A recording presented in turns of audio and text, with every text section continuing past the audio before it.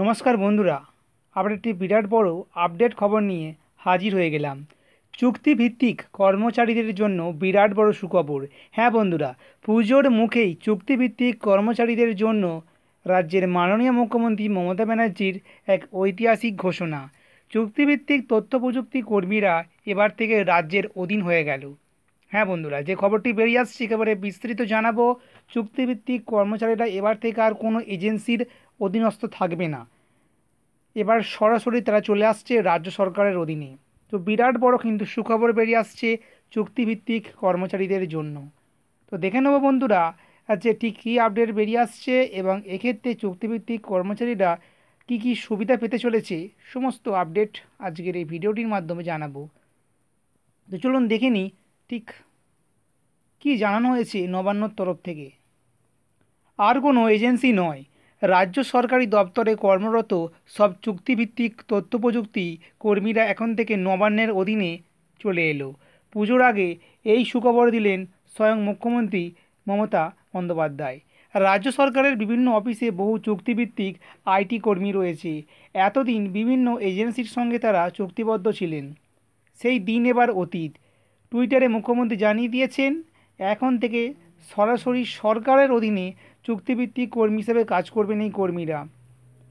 তাদের জন্য আরও গুরুত্বপূর্ণ ঘোষণা করেছেন মমতা। সেগুলি হলো, এই আইটি কর্মীরা 60 বছর পর্যন্ত কাজ করতে পারবেন। অবসরের সময় পাবেন এককালীন 3 লক্ষ টাকা। পাশাপাশি সরকারের স্বাস্থ্যসাথী প্রকল্পের আওতায় আনা হচ্ছে তাদের। এছাড়া বছরে 30 দিনের ছুটি, 10 দিনের মেডিকেল লিভ ও মহিলাদের প্রসূতিকালীন ছুটি তো রয়েছেই। অর্থাৎ রাজ্য সরকার সরাসরি নিযুক্ত চুক্তিভিত্তিক কর্মীদের যে সুবিধা দেয়, এদের ক্ষেত্রেও তার অন্যথা হবে না। সরকারি সূত্রে জানা গিয়েছে, রাজ্যের বিভিন্ন দপ্তর ও সংস্থা মিলিয়ে এই ধরনের চুক্তিভিত্তিক আইটি কর্মীর সংখ্যা অন্তত 5,000। দুটি সরকারি সংস্থা ডব্লিউবিটিএল এবং ওয়েবেলের মাধ্যমে তাদের নিয়োগ করা হয়েছে। এতদিন এই কর্মীদের বেতনের টাকা নিয়োগকারী সংস্থাকে দিত রাজ্য সরকার।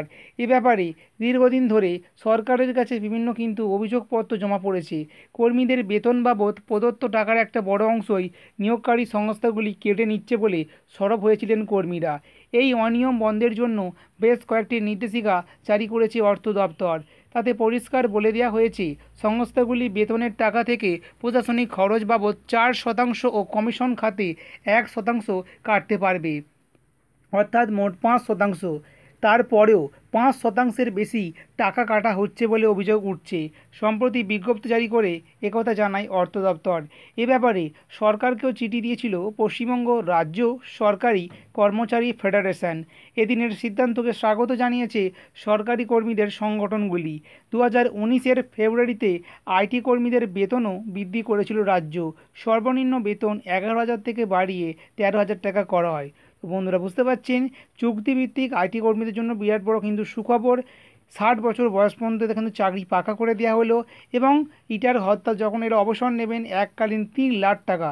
তো বন্ধুরা, বুঝতে পারছেন, বিরাট কিন্তু সুবিধা ঘোষণা করা হয়েছে এবং সবচেয়ে বড় যে সুবিধা দেওয়া হয়েছে, এরা এবার থেকে আর কোনো এজেন্সির আন্ডারে থাকছে না, সরাসরি চলে আসছে রাজ্য সরকারের অধীনে। বন্ধুরা, এই ছিল সম্পূর্ণ আপডেট। খবরটি জানালাম, ভিডিওটি লাইক করবেন এবং অবশ্যই এ ব্যাপারে আপনার কি মন্তব্য কমেন্ট বক্সে কমেন্ট করতে ভুলবেন না। ধন্যবাদ।